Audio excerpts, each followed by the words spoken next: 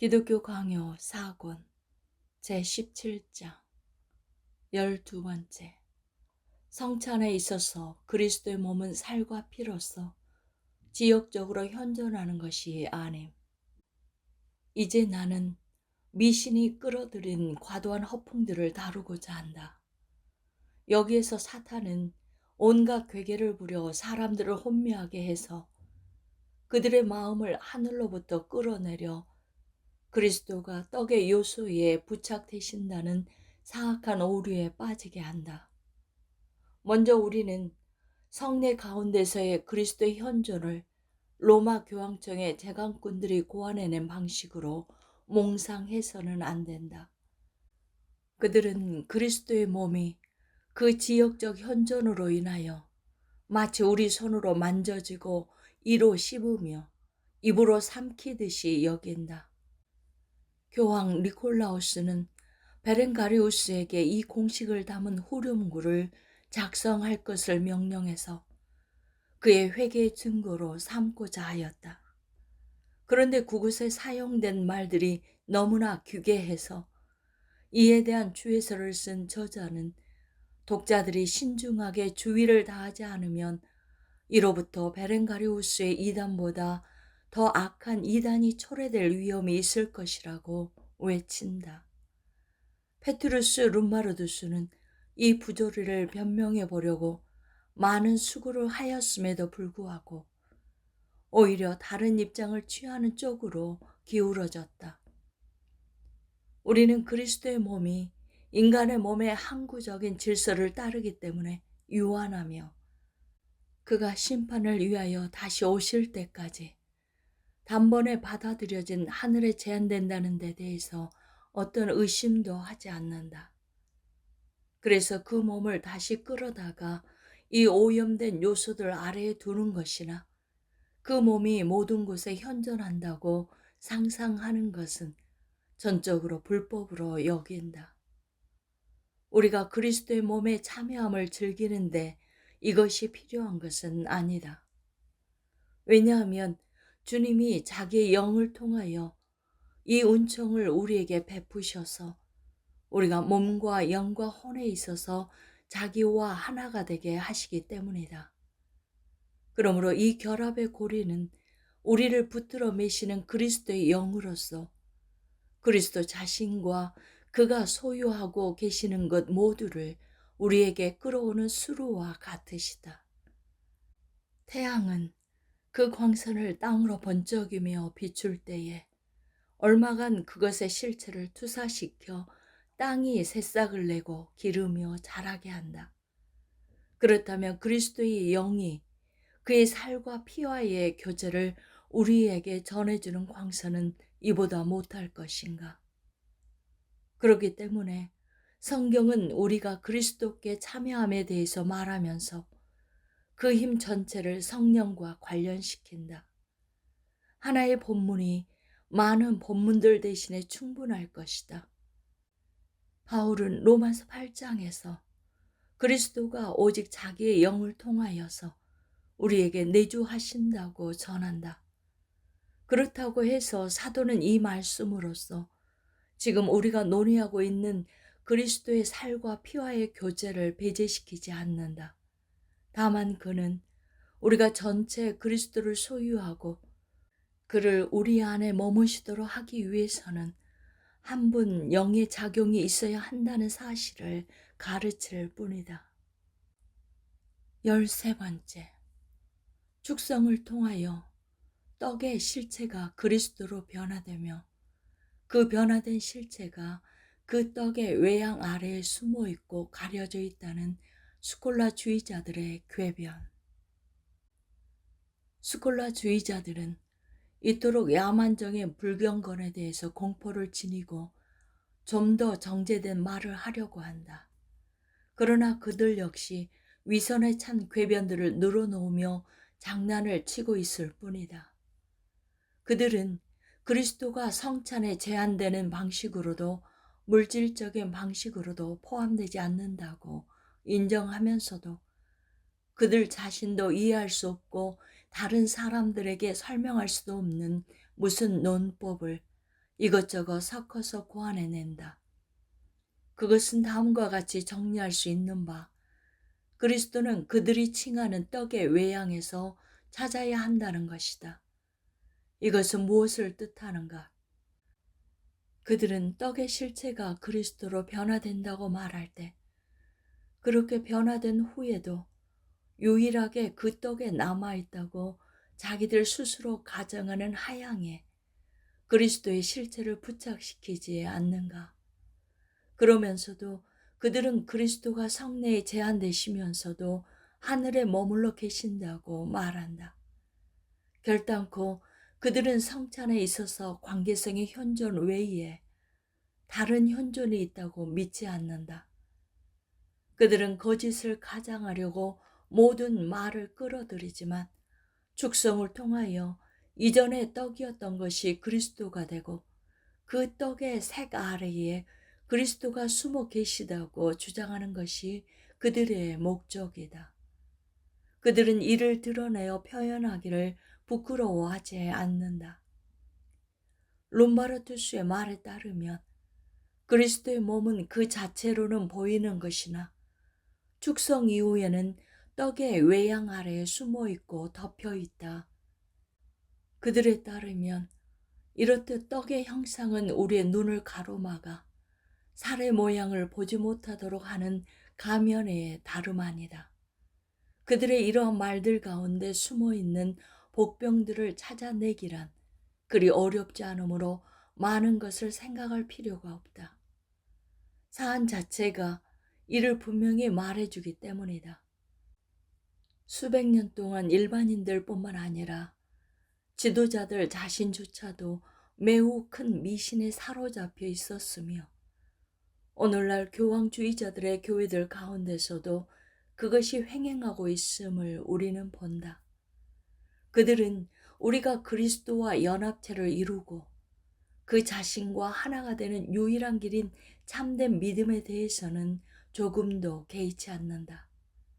그들은 하나님의 말씀을 도외시하고 자기들이 고안해낸 그의 육체적인 현존에만 매달리고 그것으로 족하다고 여긴다. 간략하게 말해서 우리는 어떻게 이 천재적인 궤변이 떡을 하나님의 자리에 세우게 되었는지를 깨닫게 된다. 14번째, 성찬에 있어서 표징의 실체는 소멸되어 환영만 남고 그 아래에 그리스도의 몸이 지역적으로 현존한다고 보는 화채설의 오류. 이로부터 저 거짓된 화채설이 생겨난다. 오늘날 그들은 그 어떤 신앙의 조항들보다 이를 위해 싸우는데 더 맹렬함을 보인다. 이 지역적 현존을 처음으로 조작해낸 사람들은 그리스도의 몸이 떡의 실체와 혼합된다고 보게 될 때 곧바로 야기되는 수많은 불합리한 문제들을 설명할 수 없었다. 그래서 그들은 떡이 몸이 되는 변화가 일어난다는 허구를 창안하고 그리로 도망쳤다. 그리고 이러한 변화는 몸이 떡 그 자체로부터 고유하게 만들어지기 때문이 아니라 그리스도가 자기 자신을 형상 아래에 감추시기 위하여 실체를 아무것도 아닌 것이 되게 하시기 때문이라고 구실을 댄다. 그들의 무지를 넘어서는 아둔함이 얼마나 대단한지를 알면 놀라운 따름이다. 그들은 성경뿐만 아니라 고대 교회의 일치된 합의도 무시하고 새로운 방안이랍시고 자기들의 괴물을 풀어놓는다. 나는 옛날의 저자들 중에 일부도 때때로 변화라는 말을 사용했다는 것을 인정한다. 그러나 이로써 그들은 외적인 표징들로서 실체를 소멸시키려고 뜻했던 것이 아니라 비밀에 받쳐진 떡은 일반 떡과는 아주 다르다는 것과 지금은 떡이 아니라 다른 무엇이라는 것을 가르치고자 했다. 그들 모두는 성찬이 땅의 것과 하늘의 것 두 부분으로 이루어진다고 모든 곳에서 분명히 선포하고 떡과 잔은 논쟁의 여지 없이 지상에 속한다고 해석한다. 우리와 다투는 자들이 뭐라고 중얼거리든지 간에 그들은 자기들의 입장이 교리적으로 고대의 지지를 받을 수 있을 만큼 확정적이지 않음을 스스로 드러내고 있다. 심지어 그들은 하나님의 명확한 말씀에 대해서도 감히 맞선다. 화채설이 고안된 것은 그리 오래지 않았다. 여전히 종교의 교리가 더욱 순수하게 보존되어 있었던 더 좋은 시대에는 그것이 알려진 바 없었다. 심지어 교리의 순수함이 어느 정도 더러워진 시대에도 마찬가지였다. 고대의 저자들 중에서 성찬의 거룩한 징표들이 떡과 포도즙이라는 사실을 분명한 말로 인정하지 않는 사람은 아무도 없었다. 때때로 그 비밀의 고상함을 드높이 찬미하기 위하여 다양한 이름들을 사용하기는 했지만 그러했다. 그들은 축성으로서 은밀한 변화가 일어난 지금은 떡과 잔이 다른 무엇으로서 존재한다는 것을 인정하지만 그렇다고 해서 그 요소들 자체가 아무것도 아닌 것이 되지는 않는다고 본다. 그들이 떡과 잔이 새로 무엇이 되었다고 말하는 것은 이제 그것들 가운데서 영혼의 영적인 양식과 음료가 우리에게 제시되기 때문에 그것들을 단지 배를 채우기 위한 일반적인 음식들과 동일하게 여겨서는 안 된다는 점을 드러내고자 할 뿐이다. 우리는 이에 대해서 부인하지 않으며 바로 위에서 이와 관련된 권고를 한 적이 있었다. 이 사람들이 말하는 변화가 있으려면 필히 어느 것으로부터 다른 것이 있게 되어야 한다. 이전의 것과 다른 것이 되어야 한다는 것이다. 그들이 말하고자 하는 뜻이 여기에 있다면 나도 동의한다. 그렇지 않고 그들이 자기들의 상상에 맞추어 이를 설명하려고 한다면 나는 또한 그들에게 세례에서 무엇이 바뀐다고 느끼는지 물어볼 것이다. 왜냐하면 교부들은 성찬과 다를 바 없이 세례에서도 놀라운 변화가 일어난다고 확고하게 주장하지만 이를 통하여 오염된 요소를 제거하는 영혼의 영적인 씻음이 있게 될지라도 그 씻는 물은 그대로 남는다는 것을 그 누구도 부인하지 않기 때문이다. 그러나 그들은 세례에서는 성찬에서와 달리 이것은 내 몸이니라 라는 말씀이 없다는 점을 들어 항변한다.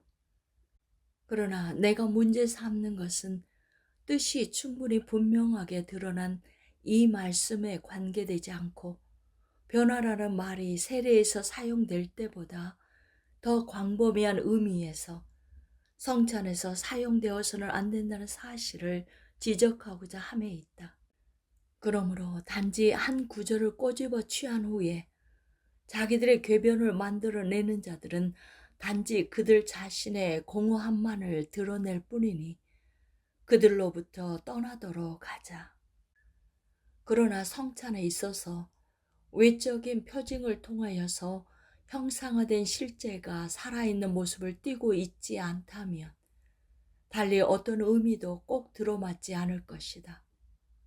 그리스도가 외적인 징표로서 입증하기를 원하시는 것은 자기의 육체가 양식이라는 사실이다.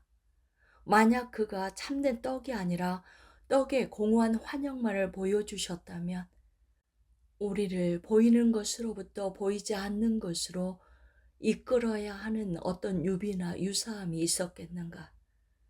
모든 것이 서로 일치되려면 의미는 우리가 그리스도의 살의 외양으로서 먹게 된다는 것 이상으로 확장되어서는 안 된다.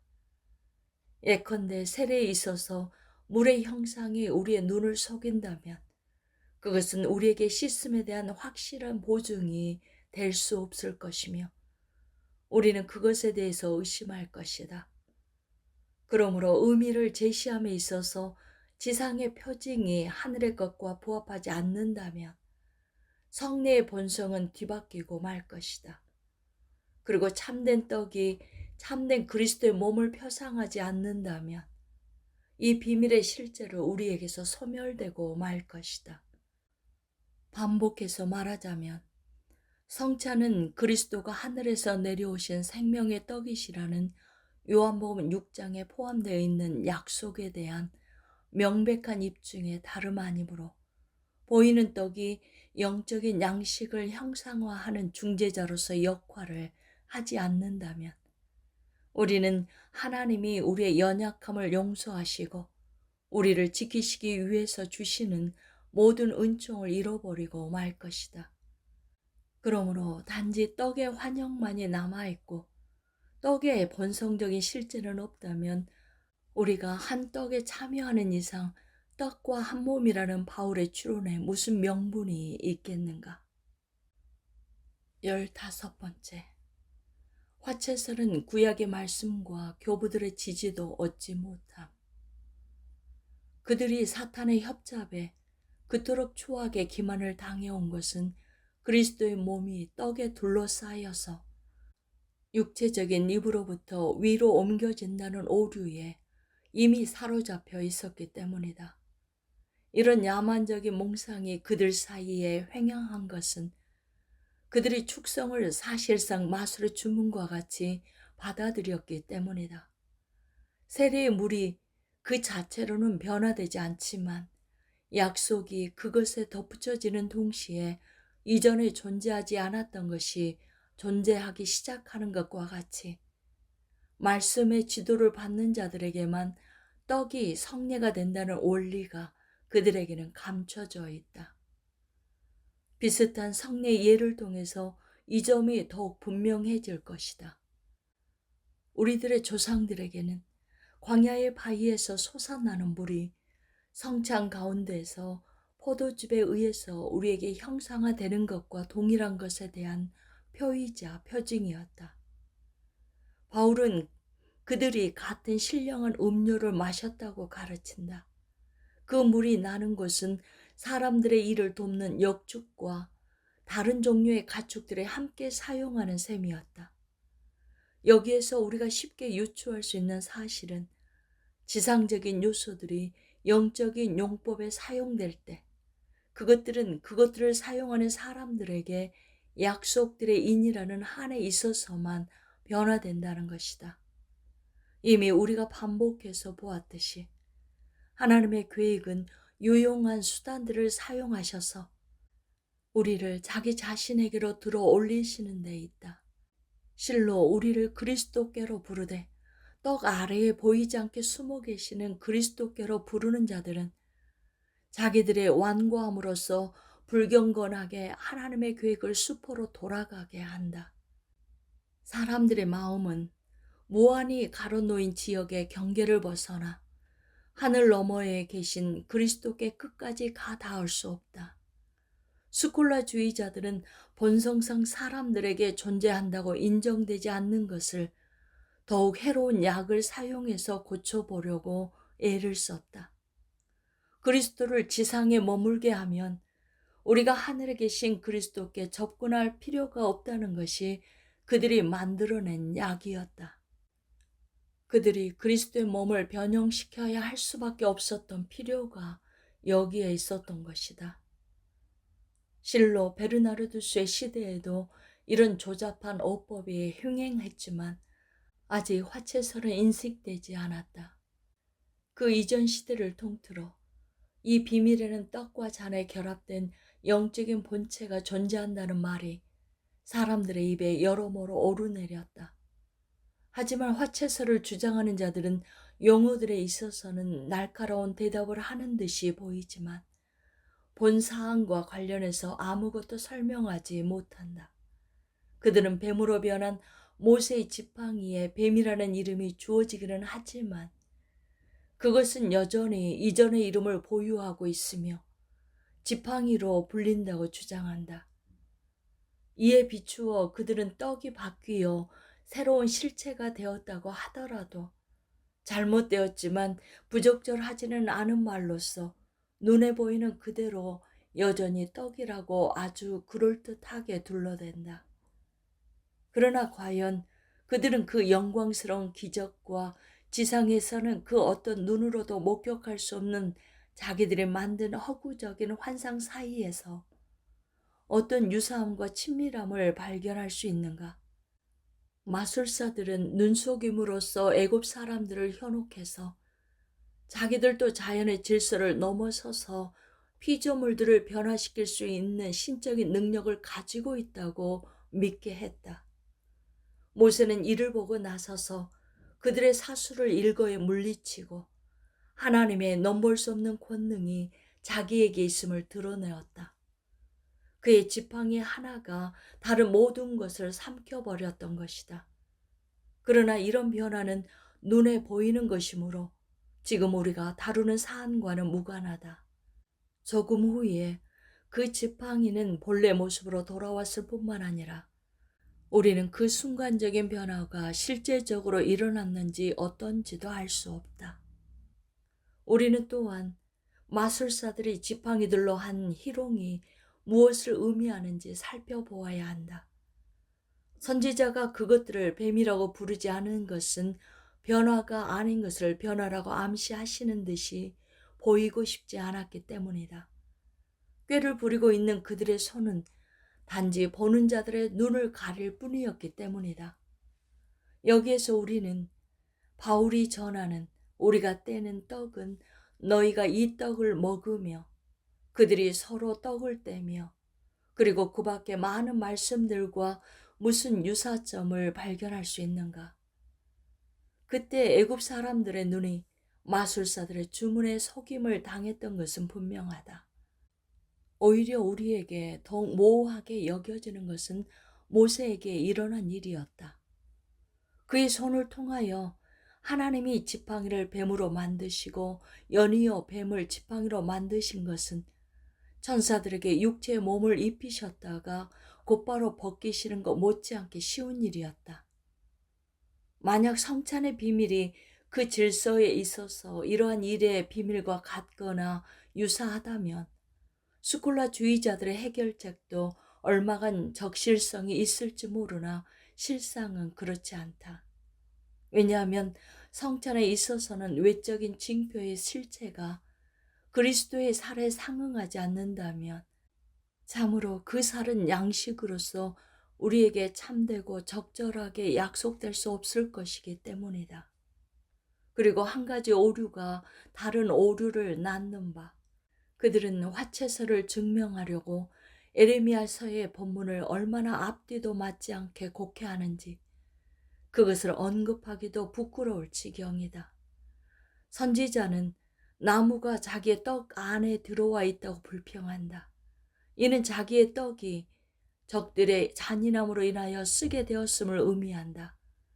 동일한 방식으로 다윗은 이와 유사한 형상을 사용해서 자기의 음식물과 음료가 쓸개와 초로서 부패하게 되었다고 전한다. 우리의 반대자들은 그리스도의 몸이 풍유적으로 십자가의 나무에 매달려 있었으면 하고 바란다. 실로 고대의 저술가들 중에도 얼마는 그렇게 여겼다.